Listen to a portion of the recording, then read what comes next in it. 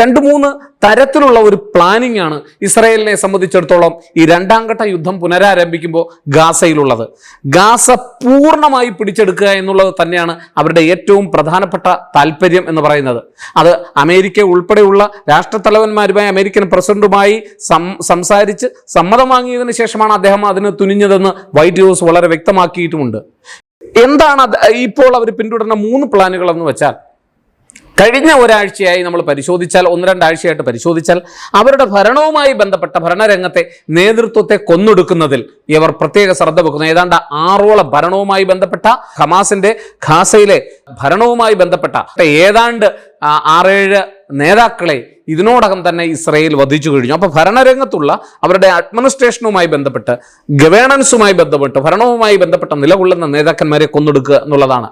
രണ്ടാമത് അവർ ഉദ്ദേശിക്കുന്നത് അവർക്ക് ലഭ്യമായിക്കൊണ്ടിരിക്കുന്ന മാനുഷിക സഹായങ്ങളെ ഇല്ലായ്മ ചെയ്യുക എന്നുള്ളതാണ്. ഭക്ഷണം, വസ്ത്രം, വെള്ളം, മരുന്ന്, ഇവയെല്ലാം തന്നെ അവർക്ക് എത്തിക്കുന്നതിൽ അവരെ തടയുക എന്നുള്ളത്, വിലക്കുക എന്നുള്ളതാണ്. ഇതൊക്കെ വിലക്കിക്കൊണ്ട് പൂർണ്ണമായും അവരെ സമ്മർദ്ദത്തിലാക്കി അവിടുത്തെ ജനതയെ വളരെയധികം ബുദ്ധിമുട്ടിച്ച് അവിടുന്ന് പൂർണ്ണമായും അവരെ ഒഴിവാക്കുക എന്നുള്ള അജണ്ട തന്നെയാണ് ഇസ്രായേലിനെ സംബന്ധിച്ചിടത്തോളം ഉള്ളത്. മൂന്നാമത്തെ അവരുടെ പ്രധാനപ്പെട്ട ഒരു കാര്യം, ഇതിനോടകം തന്നെ ഡൊണാൾഡ് ട്രംപ് ഉൾപ്പെടെ വ്യക്തമാക്കിയിട്ടുള്ളതാണ്, ഗാസ പിടിച്ചെടുത്ത് അതൊരു വിനോദസഞ്ചാര കേന്ദ്രമാക്കി മാറ്റുക എന്നുള്ളതാണ്. ഈ 3 അജണ്ടയോടുകൂടി തന്നെയാണ് ഇസ്രായേൽ ഈ രണ്ടാം യുദ്ധം അവിടെ പുനരാരംഭിച്ചത് എന്നുള്ള കാര്യത്തിൽ നമുക്ക് യാതൊരു സംശയവും വേണ്ട. ഇതൊരു നോമ്പ് കാലമാണ്. നമ്മൾ ശ്രദ്ധിക്കേണ്ടുന്ന മറ്റൊരു കാര്യം കൂടിയുണ്ട്. ആദ്യം അവര് വെടിനിർത്തൽ കരാറിലൊക്കെ ഉണ്ടാക്കി ജനുവരി ആദ്യം ഏതാണ്ട് 19ഓടുകൂടി ആദ്യ വെടിനിർത്തൽ കരാർ നിലവിൽ വരികയാണല്ലോ.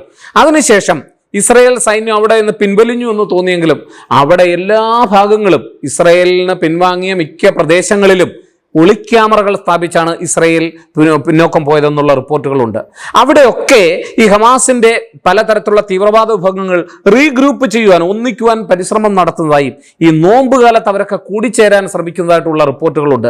അത്തരം പ്രദേശങ്ങൾ പ്രത്യേകമായി ഐഡന്റിഫൈ ചെയ്തുകൊണ്ട് ടണലിൽ ഉൾപ്പെടെ പോലും ആക്രമണം നടത്താൻ കഴിയുന്ന അത്യാധുനികമായിട്ടുള്ള ബോംബുകൾ, അതിൽ ഇന്ത്യയുടെയും സഹായമുണ്ടെന്ന് പറയപ്പെടുന്നു കേട്ടോ. അപ്പോൾ അത്തരത്തിലുള്ള ബോംബുകൾ പൂർണ്ണമായും അവിടെ പരീക്ഷിച്ചുകൊണ്ടാണ് ഇസ്രായേൽ മുന്നോട്ട് പോകുന്നത്. അവിടെ വലിയ തോതിലുള്ള ആക്രമണം, അല്ലെങ്കിൽ വളരെ ശ്രദ്ധയോടുകൂടി ഇത്തരത്തിൽ വളരെ നമ്മളൊന്ന് ആലോചിച്ച് നോക്കണം, വളരെ പ്രൊഫഷണലായ ഇസ്രായേലിന്റെ സൈന്യത്തോടു കൂടിയാണ് ഈ ഹമാസ് ഏറ്റുമുട്ടുന്നത്. അതാണ് അവരുടെ വിഡ്ഢിത്തം എന്ന് പറയുന്നത്. ഈ നോമ്പ് സമയത്ത് അവർ ഈ നോമ്പുമായി ബന്ധപ്പെട്ട കാര്യങ്ങളൊക്കെ ഒരുമിച്ച് കൂടും. ആ സമയത്ത് അടികൊടുക്കുക എന്നുള്ളതാണ് യഥാർത്ഥത്തിൽ ഇസ്രായേൽ ഇപ്പോൾ ചെയ്തുകൊണ്ടിരിക്കുന്നത്.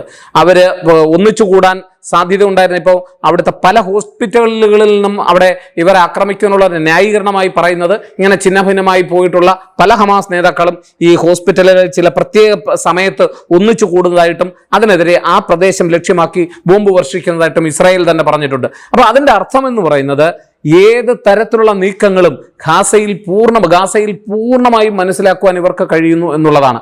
ഗാസയുടെ മുക്കിലും മൂലയിലും ഒളിക്യാമറകൾ സ്ഥാപിച്ചുകൊണ്ട് അവിടെയുള്ള ഹമാസിന്റെ ഏത് നീക്കങ്ങളും തിരിച്ചറിഞ്ഞുകൊണ്ട് ഈ നോമ്പ് കാലഘട്ടത്ത് അവസാന ഹമാസിന്റെ പിന്തുടർച്ചാ അവകാശിയെ പോലും അല്ലെങ്കിൽ സപ്പോർട്ടറെ പോലും അവിടെ നിന്ന് ഇല്ലായ്മ ചെയ്തുകൊണ്ട് ഈ പ്രദേശത്തെ പൂർണ്ണമായും ഹമാസ് വിമുക്ത മേഖലയാക്കുക എന്നുള്ള ഇസ്രായേലിന്റെ തികഞ്ഞ ബുദ്ധി തന്നെയാണ്. ഇപ്പൊ യമനിലും അമേരിക്ക ആക്രമണം ഹൂതികൾക്കെതിരെ ശക്തമാക്കിയിരിക്കുകയാണ്. ഇതെല്ലാം കൂടി കൂട്ടി വായിക്കുമ്പോൾ വളരെ വ്യക്തമാണ് അമേരിക്കയുടെയും ഇസ്രായേലിന്റെയും പദ്ധതി എന്ന് പറയുന്നത്. ഇത്രയും നാൾ നമ്മളെടുത്ത് പരിശോധിച്ചാൽ ഏതാണ്ട് 50,000-ലധികം പലസ്തീനികളാണ് ഈ പ്രദേശത്ത് കൊല്ലപ്പെട്ടത്, അഥവാ ഇസ്രായേൽ പാലസ്തീൻ സംഘർഷത്തിൽ വധിക്കപ്പെട്ടത് എന്നുള്ളത്. ഇപ്പോൾ തന്നെ ഈ രണ്ടാം ആക്രമണം പുനരാരംഭിച്ചതിന് ശേഷം ഇതിനോടകം തന്നെ 700-ലധികം ആളുകൾ വധിക്കപ്പെട്ടിട്ടുണ്ട്. അപ്പോൾ ഇതെല്ലാം ഓരോ ദിവസവും ഈ മരണസംഖ്യ കൂടിക്കൊണ്ടിരിക്കുകയാണ്. അവിടെ അതുകൊണ്ടാണ് അവിടുത്തെ ജനങ്ങൾ ഇപ്പോൾ പ്രതിഷേധിച്ചു തുടങ്ങിയിരിക്കുന്നത്. ഇതൊരു പുതിയ മാറ്റമാണ്. ആ പുതിയ മാറ്റം എന്ന് പറയുന്നത് ഹമാസിനെ എത്രയും പെട്ടെന്ന് പുറത്തു പോകൂ എന്നാണ് പറയുന്നത്. ഗോ ഔട്ട് എന്നാണ് അവിടെയുള്ള ജനങ്ങൾ ഇപ്പോൾ മുദ്രാവാക്യം വിളിച്ചു കൊടുക്കുന്നത്. അതിൻ്റെ വീഡിയോകളൊക്കെ പുറത്തു വരുന്നു. അവരെ ഈ ഹമാസിലുള്ള നേതാക്കൾ അവിടെ ഇടപെട്ടുകൊണ്ട് ആ പ്രശ്നം പരിഹരിക്കാൻ ശ്രമിക്കുന്നു, അവരെ അടിച്ചമർത്താൻ ശ്രമിക്കുന്നു, അവരെ നിരുത്സാഹപ്പെടുന്നു, അവരെ പിരിച്ചുവിടുന്നു.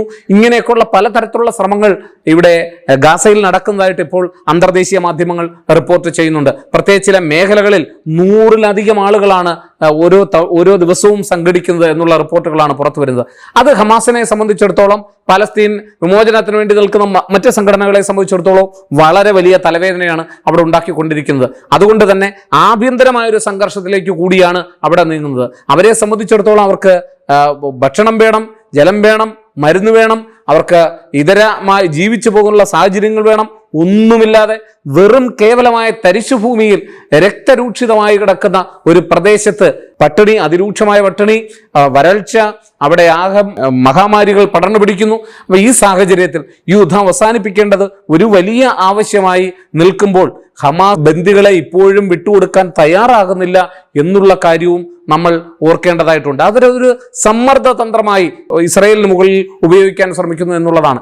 എന്നാൽ തങ്ങളല്ല പ്രശ്നം, ഇസ്രയേലിന്റെ ആഭ്യന്തര രാഷ്ട്രീയമാണ് ഇതിനൊക്കെ കാരണം. അതുകൊണ്ടാണ് അവർ യുദ്ധത്തിൽ നിന്ന് പിന്മാറാത്തതെന്ന് ഹമാസ് ആരോപിക്കുകയാണ്. പ്രത്യേകിച്ച് ബെഞ്ചമിൻ നെതന്യാഹുവിനെതിരെ ചില വിമർശനങ്ങളൊക്കെ അവിടെ ഉയർന്നു വരികയും അതുപോലെ തന്നെ ഈ അവിടുത്തെ മാനുഷികപരമായിട്ടുള്ള ഈ അവസ്ഥ കണ്ടറിഞ്ഞിട്ട് അവിടുത്തെ ചില സൈനിക മേധാവികളൊക്കെ ഈ രക്തരൂക്ഷിതമായ ആക്രമണത്തിൽ നിന്ന് ഒരല്പം പിന്നോട്ട് പോകണം, ഒരല്പം മാറിയുന്നുകൊണ്ട് സമാധാന ഉടമ്പടികളിലേക്ക് പോകണമെന്നുള്ള നിർദ്ദേശങ്ങൾ കൊടുത്തായും അങ്ങനെയൊക്കെ പറഞ്ഞവരെ ആ തൽസ്ഥാനത്തുനിന്ന് തന്നെ മാറ്റിക്കൊണ്ടുള്ള ഓർഡറുകൾ അദ്ദേഹം ബെഞ്ചമിൻ നെതന്യാഹു നൽകിയിരിക്കുകയാണ്. അപ്പോൾ പ്രത്യേകിച്ച് അവിടുത്തെ സൈനിക സുരക്ഷയുമായി ബന്ധപ്പെട്ട വിഭാഗത്തിന്റെ തലവനെ മാറ്റിയിട്ടുണ്ട്. അതുപോലെ പല സൈനിക നേതാക്കന്മാരെയും ഈ അദ്ദേഹത്തിനെതിരെ നിലപാടെടുത്ത പല സൈനിക നേതാക്കന്മാരെയും അവിടെ നിന്ന് മാറ്റിയതായിട്ടുള്ള റിപ്പോർട്ടുകളുണ്ട്. അപ്പോൾ അതുകൊണ്ടാണ് ബെഞ്ചമിൻ നെതന്യാഹു ഇതിൽ നിന്നൊക്കെ പിന്നോക്കം പോകാത്തത് എന്നാണ് ഹമാസ് പറയുന്നത്. എന്നാൽ ബന്ദികളെ വിട്ടുകിട്ടാതെ ഒരു തരത്തിലുള്ള വിട്ടുവീഴ്ചയ്ക്കും തയ്യാറല്ല എന്നുള്ള ഉറച്ച നിലപാടുകളാണ്.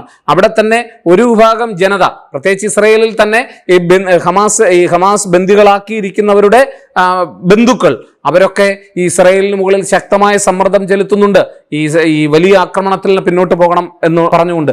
എന്നാൽ അതൊന്നും വകവയ്ക്കാതെ യാതൊരു കാരണവശാലും തങ്ങൾ അതിൽ നിന്ന് പിന്നോട്ടില്ല എന്നും അവസാന ഹമാസിന്റെ പിന്തുടർച്ചാവകാശിയെയും സപ്പോർട്ടറെയും ആ മണ്ണിൽ നിന്ന് തുടച്ചു മാറ്റിക്കൊണ്ട് ആ പ്രദേശം ഒരു വിനോദസഞ്ചാര കേന്ദ്രമാക്കുക, തങ്ങളുടെ താല്പര്യങ്ങളെ ലോകരാഷ്ട്രങ്ങൾക്കിടയിൽ പ്രതിഷ്ഠിക്കുക എന്നുള്ള ഉറച്ച നിലപാടെടുത്തുകൊണ്ടാണ് ബെഞ്ചമിൻ നെതന്യാഹു അമേരിക്കയുടെ പിന്തുണയോടെ പോകുന്നത്. എന്നാൽ ഗാസയിൽ ഇപ്പോൾ ഉയർന്നു വന്നിട്ടുള്ള അവിടെയുള്ള ജനങ്ങളുടെ തന്നെ മുദ്രാവാക്യം വിളികൾ, ഇവരെ പുറത്താക്കുവാൻ അവർ തന്നെ നടത്തുന്ന ആഭ്യന്തരമായിട്ടുള്ള ഈ മുന്നേറ്റം അത് വിജയത്തിൽ കലാശിക്കട്ടെ, അത് സമാധാനം കൊണ്ടുവരട്ടെ എന്ന് നിങ്ങളോടൊപ്പം ഞാനും ആഗ്രഹിക്കുകയാണ്.